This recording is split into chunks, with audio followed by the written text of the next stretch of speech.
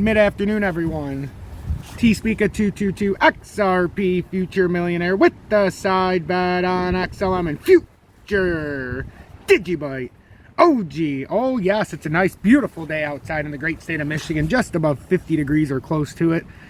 So I brought my tablet outside and we're doing an update outside. So hope you enjoy the sounds of nature on this beautiful December 16th day, the day before my 38th birthday. Oh yes, indeed. I will be 38 tomorrow. Blessed beyond belief to be here 38 years. A lot of people are sad when they get to my age. Well, I'm honored because a lot of people don't make it to my age, and I've lost a lot of people due to many different reasons before we got to my age. So be blessed with whatever age you are. You're never too old because there's always somebody older, and you're never too young because somebody didn't make it to that age. So the first thing I wanted to do was, I think it's fascinating, but there's two things. The central bank actions are likely to wreak havoc on Ethereum right there in the middle at 1,357 hours on December 16th, and at 1,400 hours, data shows Bitcoin short-term holders realizing significant losses. So I want to go into the article about Bitcoin first, then we'll go into Ethereum, then we're going to go back to the charts. We're going to cover XRP, Bitcoin, and Ethereum and see what's going on here. And then I might dip into XLM and DGB, but we'll see how much time it takes. I'm really interested in the Bitcoin Ethereum angle on this update with XRP, because XRP is always in every single update. I'm the XRP Future Millionaire. But I've been expanding the show more into the news side of it and into the chart so we can tie it all together, including the financials, what went on yesterday with the FOMC and all that other garbage. So data shows Bitcoin short-term holders realizing significant losses. On-chain data shows that Bitcoin short-term holders have now started to realize significant losses. This could prove to be a bearish signal for the crypto. And a big part of this is the people are selling at a loss. The holders of Bitcoin are starting to sell without having the wherewithal or patience to wait for a push back up, because they might be seeing the same signs as what happened before when Bitcoin crashed. So some people are starting to get a little nervous. They're starting to take out their whatever they had even at a loss now so that they don't get wrecked. Some people are really putting themselves in an awkward spot because you really don't want to sell at a loss, but at the same time, if you see a way bigger bearish signal, you got to find your best possibility to get out before that major loss, because then you can always recover some of the losses at the bottom by buying back in and being able to buy more shares, and it will take less time to recover those losses. So I understand what's going on here. Bitcoin short-term holders are taking significant losses. Pointed out by an analyst in a crypto quant post, the Bitcoin market is now looking at significant losses being realized. This trend may be reminiscent of the May 2021 crash, which is where it got me back into XRP with that crash. The relevant indicator here is the spent output profit ratio, SOPR, which is an on-chain metric. The SOPR measures the profit ratio of the overall market to check whether investors are on average in profit or loss. The indicator works by looking at the price each coin on the chain was brought at and comparing it with the selling price. When the value of the SOPR is above 1, it means coins during the period sold at a profit. On the other hand, values below 1 suggest holders were selling at a loss. Also, naturally, when the indicator's value is exactly equal to 1, the investors were on average breaking even for the specific time frame. A modified version of the metric is the short-term holder, SOPR. STH-SOPR, which shows the SOPR for coins that were held for less than 155 days. Related readings, the Twin Peaks comparing the 2021 Bitcoin tops.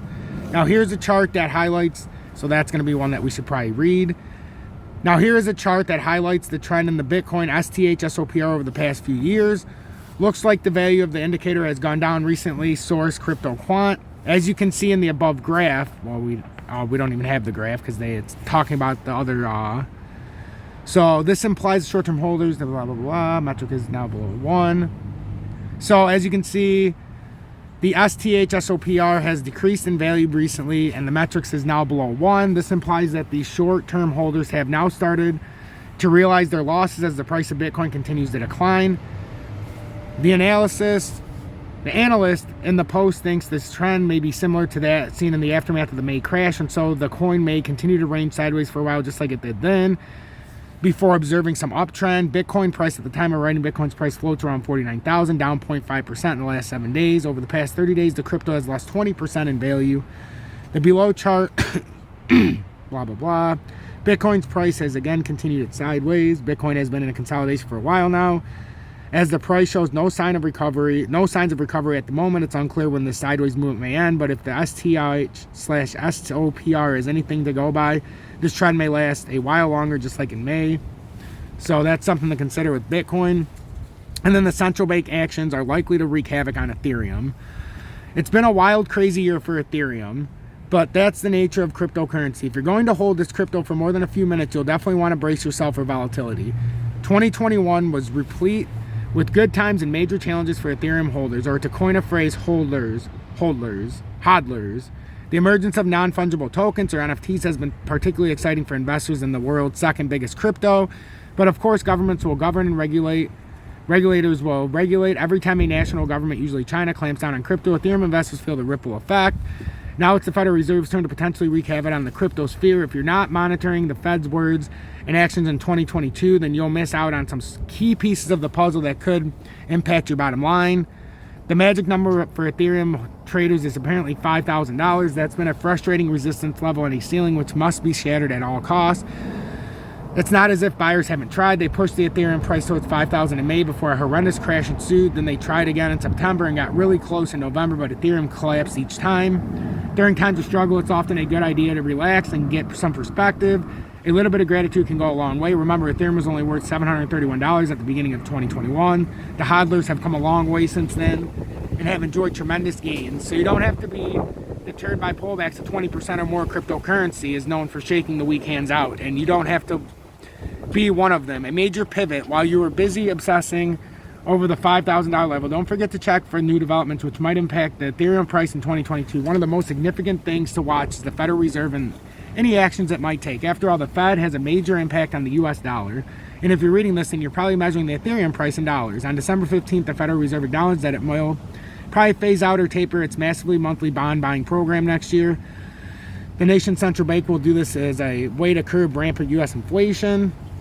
Additionally, the Federal Reserve implied it may increase the Fed funds rate, which impacts government bond yields by 0.25 percentage point 3 times next year. Afterward, it will increase the rate 3 times in 2023 and 2024. This is going to be a disaster. We're going to get such cheap crypto coming up here in the short term. This is a major pivot from the Fed, prompted by clear evidence that inflation is broadening, commented Brian Colton, chief economist of Fitch Ratings. 3 hikes, yikes. As these hints were released, Ethereum jumped from 3,800 to 4,000 almost instantly. Again, the weak hands will always get shaken out. Folks who fear the prospect of bond purchase tapering and interest rate hikes dumped their Ethereum at the wrong time. All they had to do was stay in the trade. Still, it might seem counterintuitive that tighter monetary policy would benefit cryptocurrency holders. Edward Moyer, senior market analyst at Forex trading platform Oanda, explained how a too fast tightening might put the crypto markets off balance. The fear is that if rate hikes expectations become too aggressive, Wall Street may finally get that long-awaited pullback that will send markets to risk-off mode and punish the most profitable trade, which has been cryptos. The implication, presumably, is that volatility is likely to ensure that in the short term, that wouldn't be a permanent problem. The bottom line on Ethereum, regardless of any central bank's words and actions, Ethereum is meant to exist independently. That's one of the best features of cryptocurrency, generally speaking.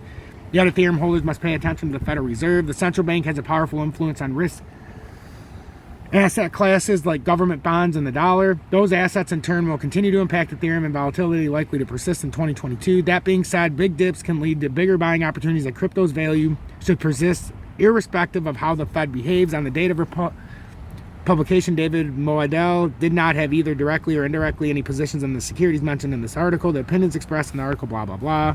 So that's what I wanted to show you. Now let's get into the Ethereum chart, Bitcoin, and then we'll end with XRP. I got to go. My kids are out of school, so I got to do some stuff. And I'm getting a new fridge in today, so that's fun. So on the 30-minute time frame with Ethereum, we are over the 30-minute and the 200-day, but it does look like we could possibly be creating some kind of reversal pattern here. And I told you we could have had a fake push after, and we talked about it. And if we break down under this, we're just going to come back down here and retest where we just popped up at and probably go below it. But I could still see a scenario where we try to jump up to the 4-hour time frame. It's just that it's Friday. The futures are going to close shortly. And yeah, the last few Fridays have not been kind, right when the futures closed at least. And the flip of the clock at 8 or 7. So we're going to see.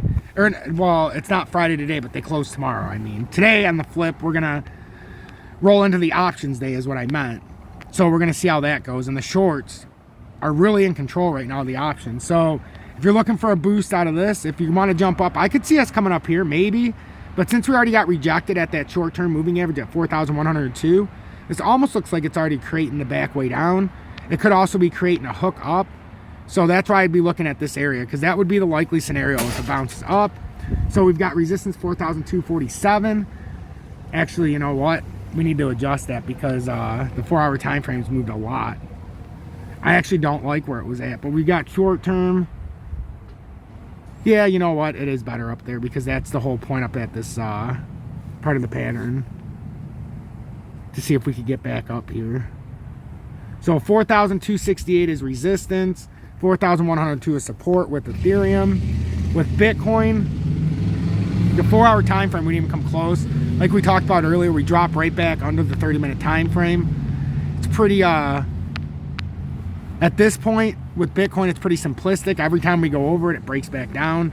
Now, I do caution you by saying, if this doesn't turn into a right arm here and then come down further, this is where we could potentially fake out and maybe come up like this. So that's what we're watching right now. So 48,346 as resistance, 47,118 as support. If this is a right shoulder and comes down, I expect us down at 45,622 and ultimately 41,954. That's if this doesn't hold. That's the key, if this doesn't hold. XRP, and then I'll let you go, is the same thing. It's been doing the same thing to us. Every time it goes over the 30-minute time frame, it gets rejected. So 81,698 is resistance, 75,3 is support. Make sure to hit that like button, turn the bell notification on, subscribe to the channel if you're new or returning.